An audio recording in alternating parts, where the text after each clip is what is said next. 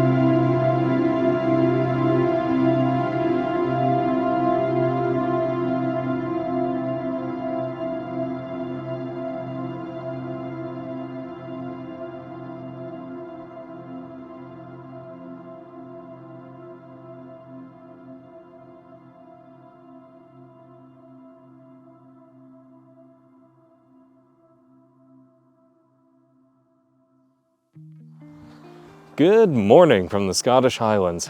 It's another absolutely brilliant day up here, about 7 degrees right now. Should get up to 14 this afternoon. It's late September, and this morning we had our first touch of frost here. I woke up and it was about 1 degree.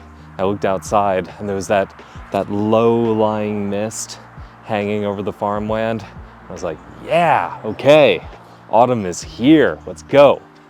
Speaking of let's go, we've got quite a lot for this episode. We've got some more sightseeing, and as you saw from the thumbnail and title, we've got something interesting to talk about here. So we're gonna get into all that in a sec. Quick bit of housekeeping. Last week's episode, we were talking about safety, how safe the Highlands are.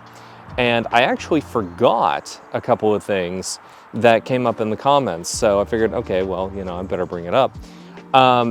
One is common, one is rare. The common one is ticks. Ticks are a fact of life up here. So if you're hiking an underbrush or what have you, do a tick check when you get back. Buy a tick remover, just have that handy. You do not want Lyme disease. My wife, when she moved up here, the first week that she was here, as a matter of fact, I think it was the first day, she got a tick bite. So they are part of living up here. The second risk, now this is rare, like super rare, adders. We do have adders in the UK. So an adder bite probably won't kill you. I mean, I can't remember the last time an adder bite killed someone up here, in 1972, I think. Seriously, it's like super rare. I grew up in California. That's rattlesnake country. Some of the rattlesnakes were reptiles. And needless to say, snakes in California, much, much greater risk. Chances are you will never see an adder up here, seriously. And if you do, I mean, you really kind of have to go out of your way. Now, they do pose a risk to dogs. So if you're walking your dog, you gotta be a little bit careful about that because that is a risk. But to a human being, no, seriously, you'll probably never see one. So. Needless to say, that's pretty rare, but I want to be a bit of a completionist. I forgot that in the last episode, so there you go. Anyway, with that bit of housekeeping out of the way, let's say we go ahead and get started, because we got a lot to get into this episode, and God, it is a beautiful time to be alive. Let's go. We're currently on the east shore of Caithness here in the Northern Highlands, and it is stunning up here. You remember that scene in the film What Dreams May Come, where they paint landscapes to life with the color of their thoughts? That's what it's like up here. It's utterly brilliant. Utterly and completely brilliant.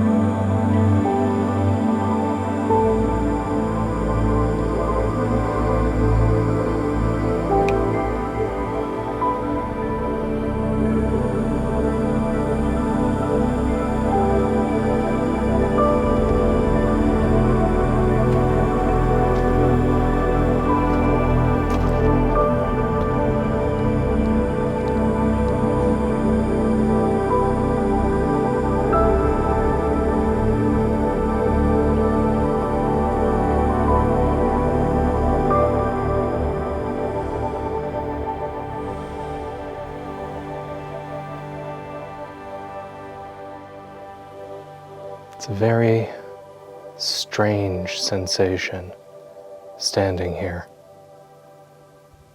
There's no sound. On the hike down, you could hear sheep, bees, the occasional bird, trickling water in the distance. In here, silence. Silence for longer than we have had recorded history. Silence has reigned here for millennia.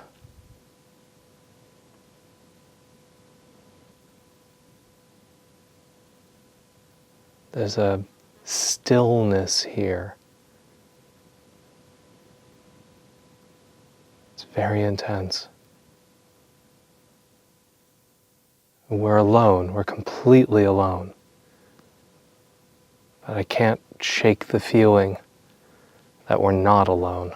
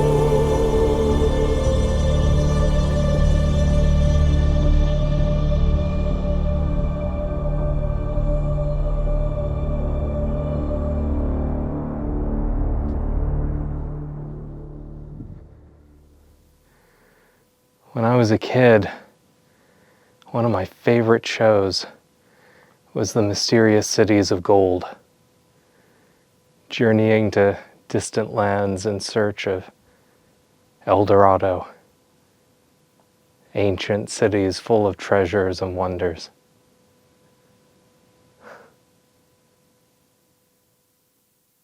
As an adult,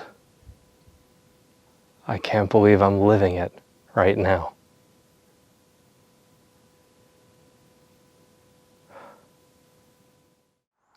Hey, this is a somewhat unusual segment because I'm kind of bending one of my cardinal rules for this channel. I'm often asked to give my opinion on geopolitical events that make headlines, and I always refuse because that's not really the purpose of this channel. This channel is designed to be relaxing escapism. It's a personal vlog about building a new life here in the Scottish Highlands, and it is designed to showcase local businesses up here and try to help promote the local economy. But there is an issue that's happening locally, and because it's local, I feel I should talk about it because it potentially impacts what you're going to see when I film up here, as well as impacting my own day-to-day life here in the Highlands. So this is another one of those grab a cup of tea segments. Put your feet up. I think we're going to be here for a little while. The issue in question this time is SSEN is building some new high-capacity power lines and some massive support pylons throughout the Highlands. And in the process of doing so, they're going to be, tearing up the Highlands and doing stuff that is not green at all. Plus, historical landmarks and what have you. It's kind of a mess. And here's the problem with that. There are three main issues. The first is the one that got my attention about this, and it's aesthetics. The way that I first became aware of this is I saw a conceptual rendering of part of the proposed power line route up here, just north of us in the town of Brora. And it's going to stretch in front of Carroll Rock and Loch Brora. You've seen this before. It was in the pilot episode of The American Highlander. Here, I'll cut to it right now.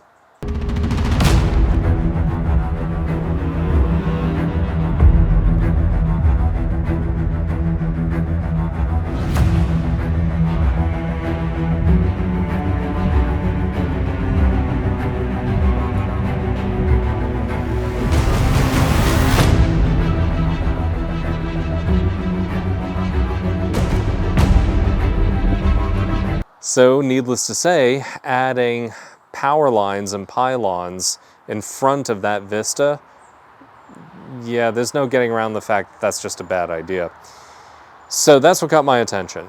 And then I started looking into it. Oh, and it's also going to go into Glenloth, which you saw in an episode as well. So let's just chew up more of the scenery and make it that much harder for Highland Council to attract film and TV production and all of the very legitimate economic stimulus that brings up here. Let's just make that harder in the process. So then you dive a little bit deeper into this, and the picture really starts looking even worse. Scotland is a net exporter of energy. And the reason why that's important is because the UK at large isn't a net exporter. We have to buy our energy from overseas. And thus it begs the question, okay, who's actually benefiting from these high-capacity power grid installations? Because it's not the people of Scotland. We're already set. This is going to England and Wales, primarily England. And on one hand, you can go, well, okay, England has the bulk of the population of the UK. But the picture gets a little bit deeper than that. One thing that's been making headlines right now is England is in the process of negotiating for several data centers. Now, data centers are kind of the new holy grail because of the AI revolution. Except there's one Achilles heel. They are not green. They are not even remotely green. So if you're building up all this high-capacity grid transmission lines to feed data centers, do we even want to talk about the carbon footprint of this? Just ask the people of Memphis what they're going through right now. And Scotland doesn't benefit from that. Scotland gets the short end of the stick. That's a bitter pill to swallow, considering the historical antipathy that Scotland has towards England, and particularly at a time where conservatively half the country wants to secede from the UK, and at a time where the UK has the highest energy prices in all of Europe, even though Scotland is a net exporter of energy. Make it make sense. Because we have massive offshore resources on top of the green energy that's being pursued up here. and yet we refuse to tap into them. And thus I would ask, is what SSEN is proposing right now, and I should point out that energy policy is not devolved, I believe it's still centered in Westminster. How is this greener than just going into the North Sea and getting the energy that's there if the carbon footprint of that is potentially less? So I bring all this up because it annoys me when I see things that I'm pretty sure are not green, but they're given a green justification as kind of like this magical deflector shield, when that's probably BS. Particularly when, as a resident of the Highlands, I got to deal with the short end of the stick here, and so do all my neighbors. That's not fair. So don't rely on my opinion. If this is something that matters to you, there is a window of time to lodge an objection, but that window is very short. I think it ends like 48 hours after this episode airs. And in addition to that, read up on the materials, look at both sides of this for yourself. I did some digging and fed it through ChatGPT, and even the AI was like, yeah, Scotland's kind of getting shafted here. So come to your own conclusions. I would love it if a real investigative journalist like Johnny Harris or someone took a look at this, because if I do a deep dive, then it becomes a whole episode unto itself, and that really isn't the purpose of this channel.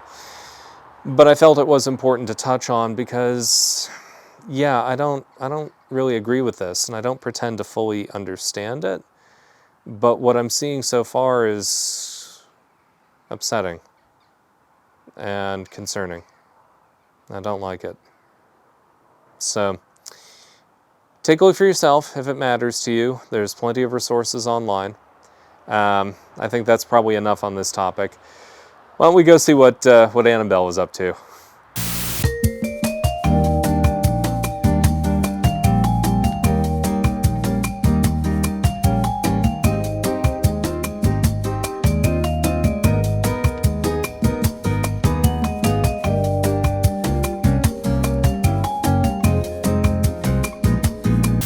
Well, as you can see, Annabelle is clearly very hard at work. Why don't we get back to some sightseeing?